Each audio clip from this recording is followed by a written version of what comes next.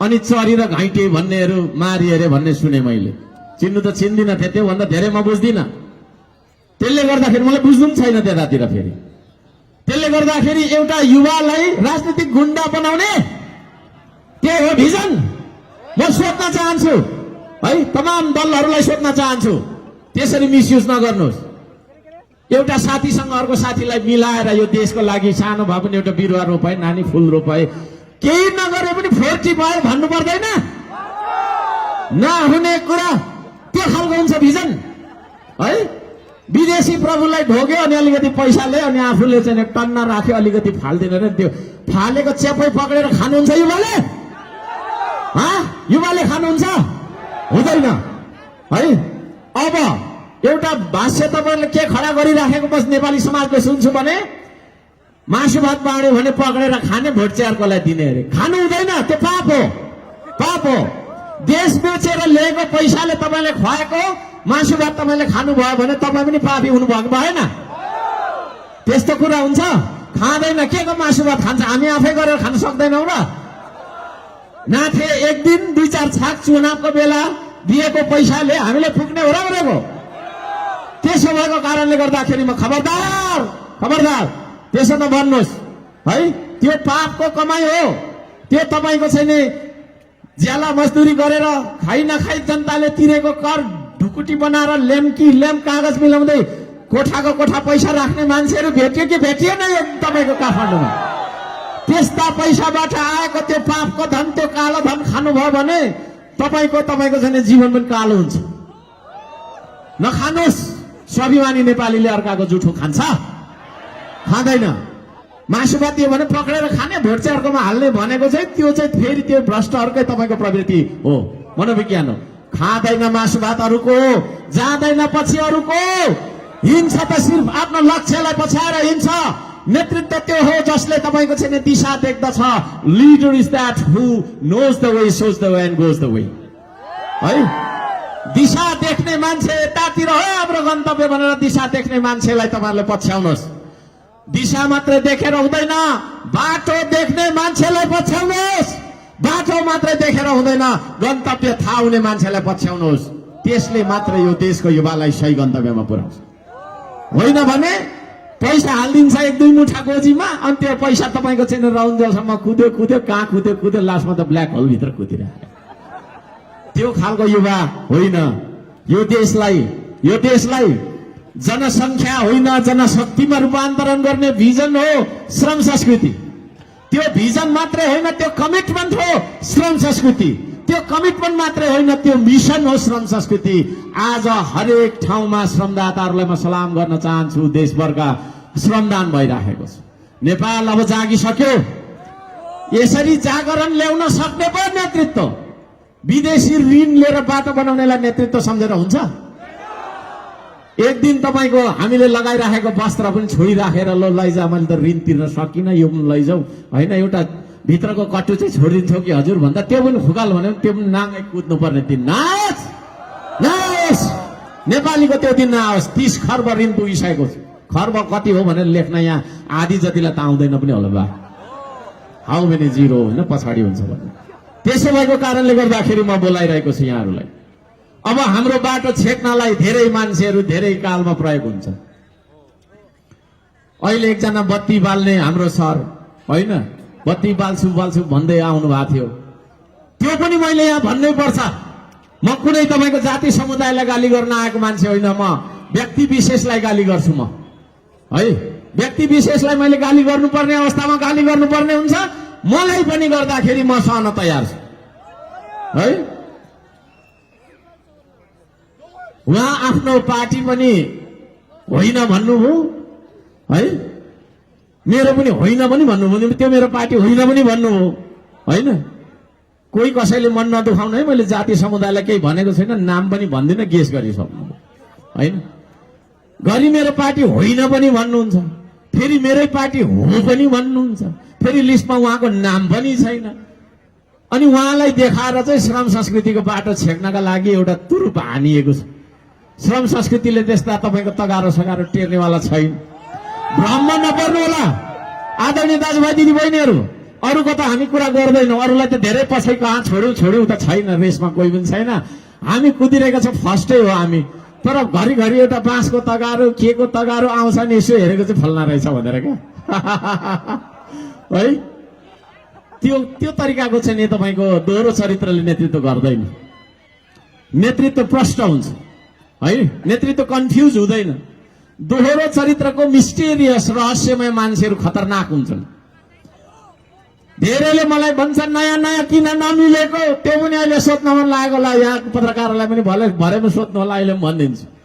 यत्रो जना नयाँ मान्छे मैले भेटाइराखेको छु, अरू के चाहियो मलाई है।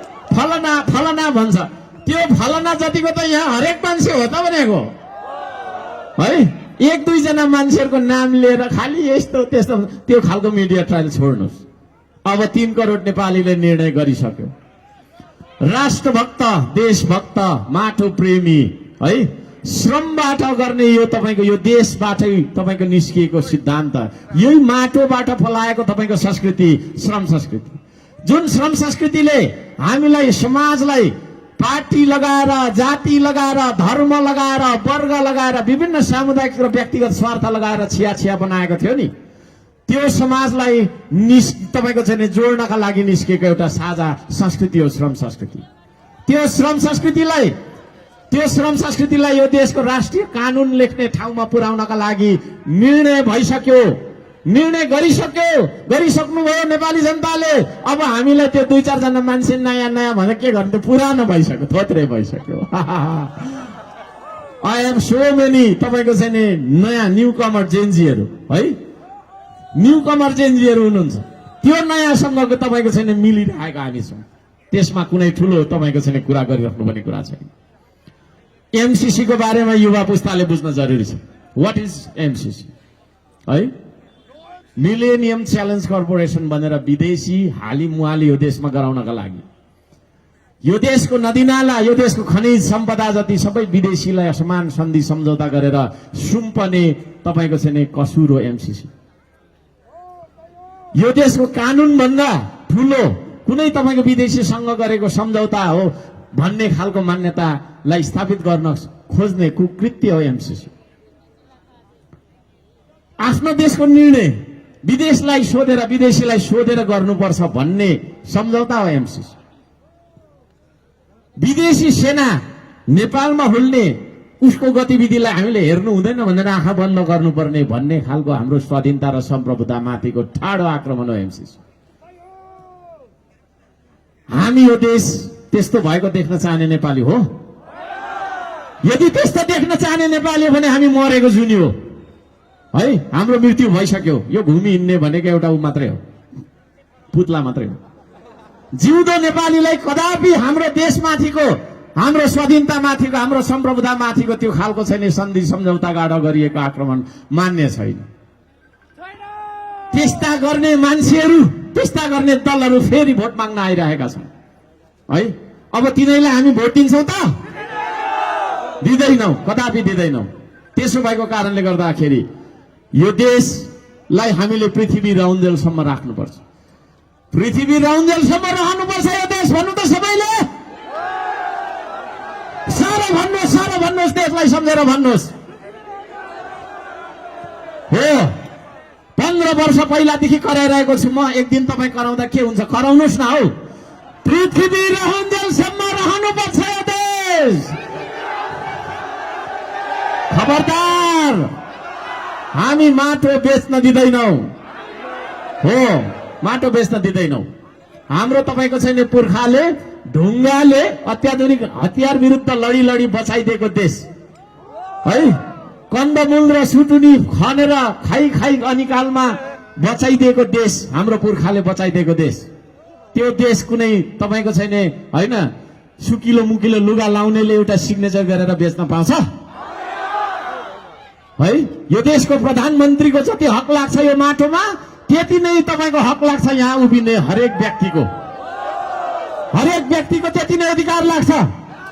त्यसो भएको कारणले गर्दाखेरि नेपालीको तपाईँको चाहिँ नि असहमति हुँदा हुँदै कोही तपाईँको सुकिलो मुकिलो तपाईँको लुगा लाउनेले बियर र व्हिस्की ब्रान्डी खाँदै है तपाईको चाहिँ सिंहदरबारमा सिग्नेचर गरेर यो देश लिलाम गर्न हामी दिँदैनौँ। त्यो देशलाई बचाउने संस्कृति हो श्रम संस्कृति। जबसम्म हामी आफै गरेर खाँदैनौँ, अरूले फालेको टुक्रामा पालिन्छौँ, तबसम्म हेपी नै रहन्छ विदेशीले। त्यसो भएको कारणले आफ्नै पाखुराको दममा यो देशलाई बनाउनु पर्छ भन्ने चेतना हो श्रम संस्कृति। त्यो श्रम संस्कृतिमा म तपाईहरुलाई हार्दिक स्वागत गर्न चाहन्छु। तपाईहरुले एउटा पार्टी खोलेछ, चुनाव चिन्ह माटो लिएर आएछ, अनि भोट माग्ने रहेछ, दुई चारवटा तपाईको चाहिँ सिट जित्ने रहेछ भन्न भन्नुहोस्। बहुमत प्राप्त गर्नुपर्छ, बहुमत प्राप्त गर्नुपर्छ। यो तपाईको चाहिँ देशका देशभक्त नेपाली सबैले बुझ्नुपर्छ है। र यो भनेको एउटा पार्टी भन्दा धेरै माथिको विचार छ। हामी तपाईको यो देशको काया पलट गर्छौं। हाम्रो सरकार बनिसकेपछि स्कुल हामी 3 दिन मात्रै खोल्छौं भन्दा धेरैले अहिले त पचाए पनि सबैले समर्थन गर्नु तपाईको लागेको छ। किनभने हर्क साम्पाङको कुरा सुरुमा बुझिदैन। मलाई थाहा छ, यो मैले धेरै वर्षदेखि प्रयोग गर्दै आएको कुरा हो। सुरुमा बुझ्दैन, फेरि केही महिना पछाडि केही दिनपछि त्यही यति मिठो लाग्छ, सबै कुरा लाग्छ। 3 दिन मात्रै किन खोल्नुपर्छ स्कुल भन्दाखेरि ज्ञान मात्रै धेरै भयो, टाउको यत्रो भयो। मैले अघि के भने, टाउको मात्रै ठुलो भएर हुँदैन, हात खुट्टा ठुलो हुनुपर्छ हैन? हो, हाम्रो उत्पादन छैन, हाम्रो निर्माण छैन। हामीले प्रयोग गरिरहेका यी सम्पूर्ण क्यामेरा विदेशी हुन् है। हामीले प्रयोग गरिरहेका सम्पूर्ण साधनहरू विदेशी हुन् है। हामीले तपाईको चाहिँ भात खाइराखेको भातसम्म विदेशी हो है। स्वदेशी के छ यो देशमा है? स्वदेशी के छ भन्दाखेरि हाम्रो नाङ्गो शरीर मात्रै स्वदेशी। नाङ्गो शरीर मात्रै लिएर बाँच्छ त अब तपाईको छैन जीवनमा नेपाली। हामीले खाने घाँस, हामीले लगाउने कपास, हामी बस्ने बास, हाम्रा सेवा सुविधा सबै नेपालमा उत्पादन हुनुपर्छ कि पर्दैन? अनि इन्जिनियरले चाहिँ खालि यत्रो तपाईको यत्रो भोल्युमको किताब घोकाएको छ है। एउटा सानो रिक्सा बनाउन भन्यो भने हाम्रो मेकानिकल इन्जिनियरलाई आउँदैन है। आउँछ है? एउटा सानो बालकलाई उसको नाम भन्न आउँदैन हैन? 10 केजीको किताबको भारी त्यो गरेर बोकेर गइराखेको हुन्छ, हो कि न? हाम्रो टिचरहरू फेरि कस्तो, ए फर एप्पल, बी फर बल मात्रै भन्छ। ए फर एरोप्लेन पनि त हुन्छ नि भनेर पढाउनु नि छैन है। घोकेको मात्रै छ, टिचरै त्यस्तो छ है। सृजना हो शिक्षा। क्या शिक्षा भनेको अरूको फोटोकपी हो र? हर्क साम्पाङले बोलेको यो कुरा तपाईले पनि कपी गरेर बोल्नुलाई शिक्षा भन्छ र भनेको?